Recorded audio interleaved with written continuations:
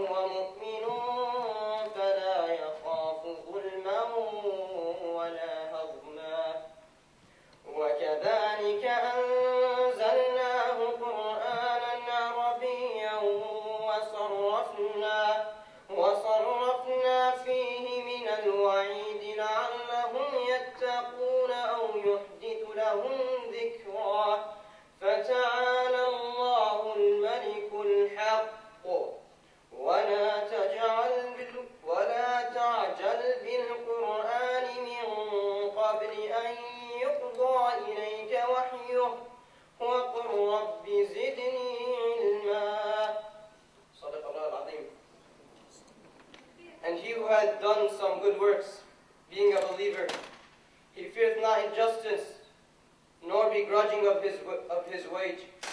Thus we have revealed it as a lecture in Arabic, and have displayed therein certain threats, that peradventure they may keep from evil, or that it may cause them to take heed. Then exalted be Allah, the true King, and hasten not, O Muhammad, with the Quran ere its revelation hath been perfected unto thee, and say, My Lord, increase me in knowledge.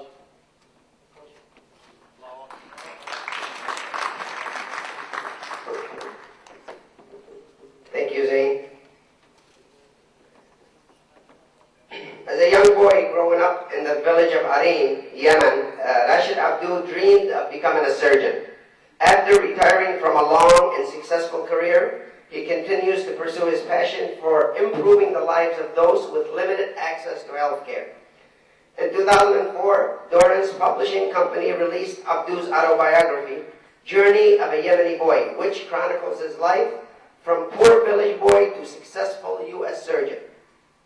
Dr. Abdu has been a major supporter of AAYSP's work and its mission. Please help me welcome Dr. Rashid Abdu.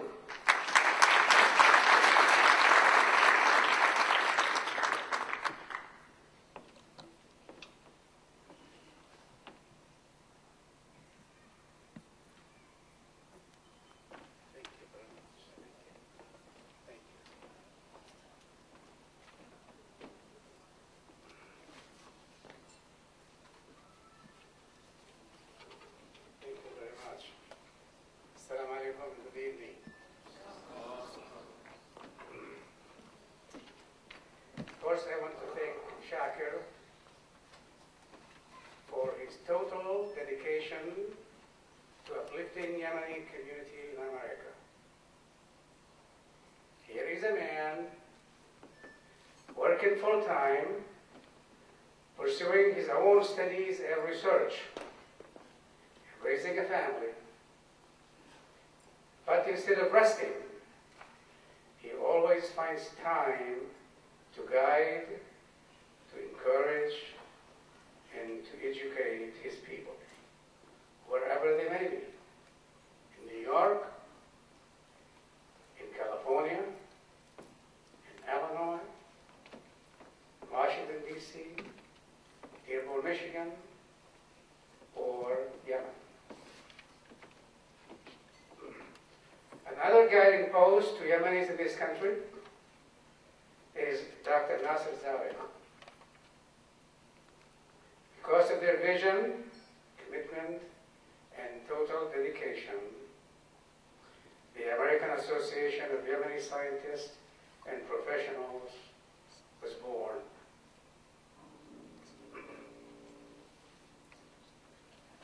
We all owe them more than just gratitude.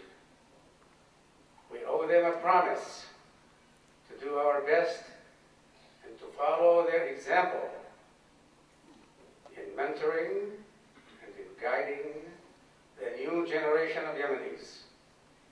Please join me by giving them a round of applause.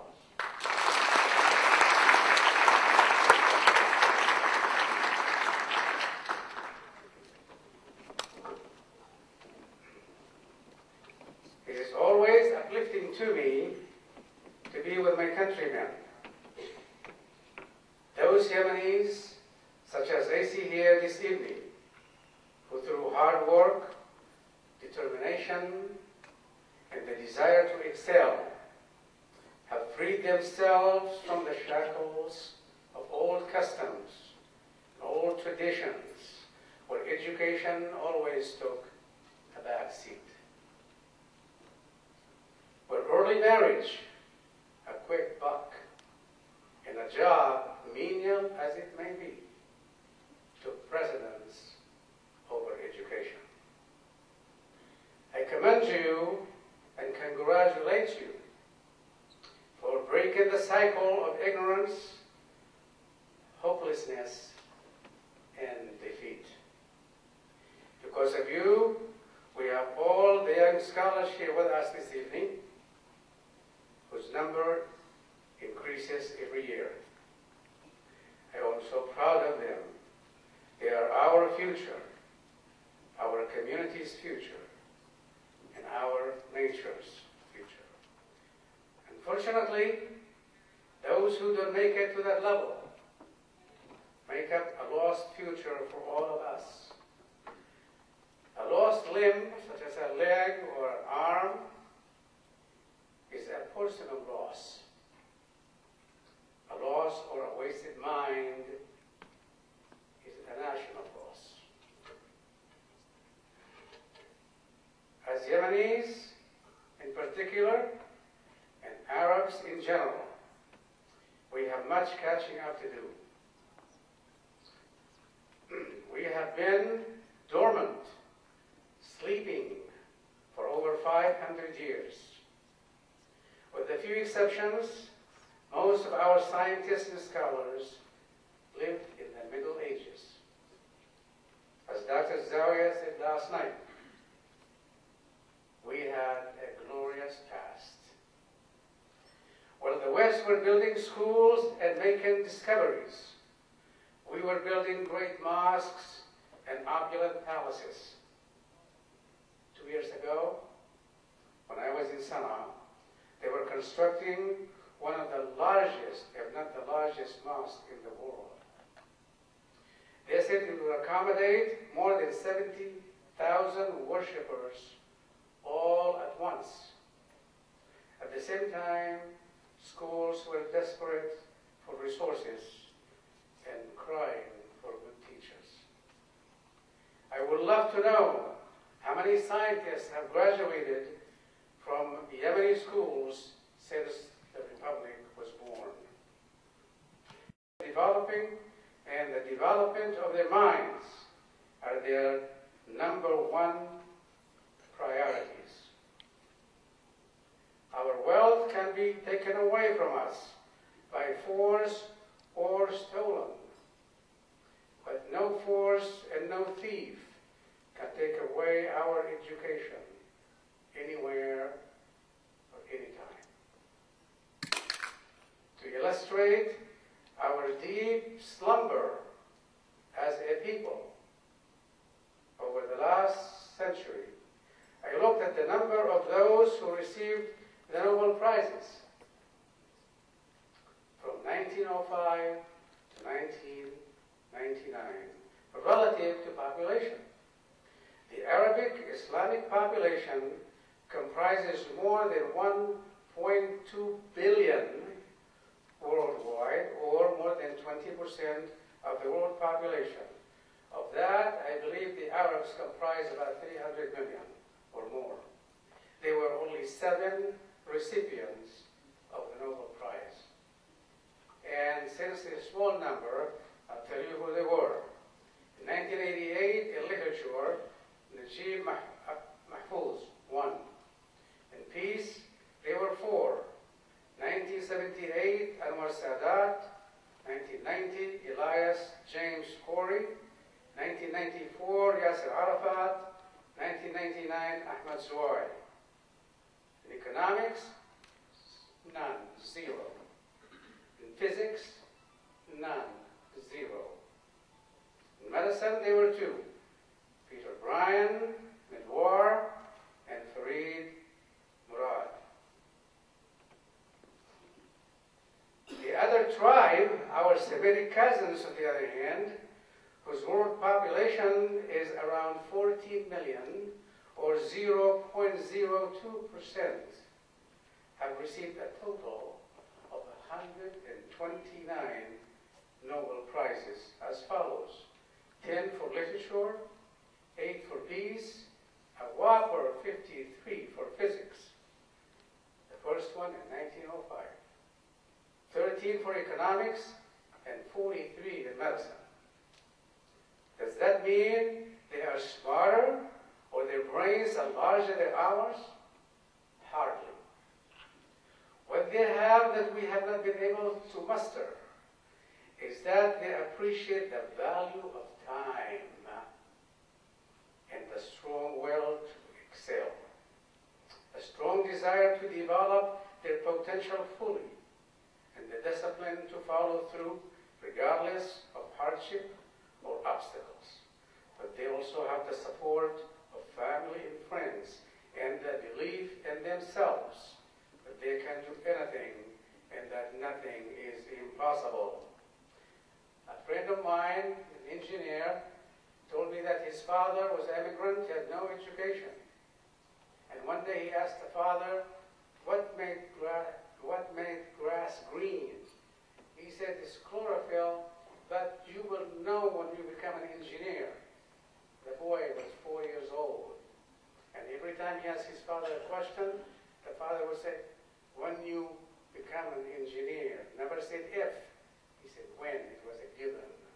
And he said that went through elementary school, high school, I couldn't think anything else but to become an engineer. He did become electrical engineer, very successful, had his own business with 32 engineers working for him.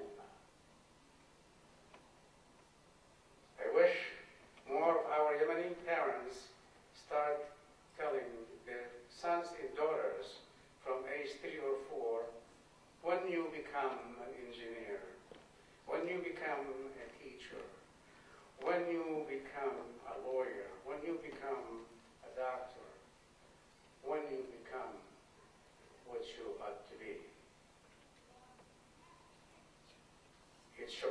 Each one of our young men and women here this evening has the opportunity to reach that level and someday to receive the coveted prize. The fact that you are here this evening is a strong sign of commitment to education, commitment to excellence, and commitment to God, that as a trustee of His gift, you will value that gift and develop it to its fullest. Each one of us can put his or her own price on our time. The higher the education, the higher the price on that time. I don't mean just monetary price, but the price of fulfillment, of discovery, of the vision, and understanding of our environment and our world. That is the price, that is the value of the educated man or woman. Just a word to the recipients of the scholarships this evening. I am so proud of you, wherever you are sitting, beyond what I can express. You are our hope for a better future. These scholarships that you're going to receive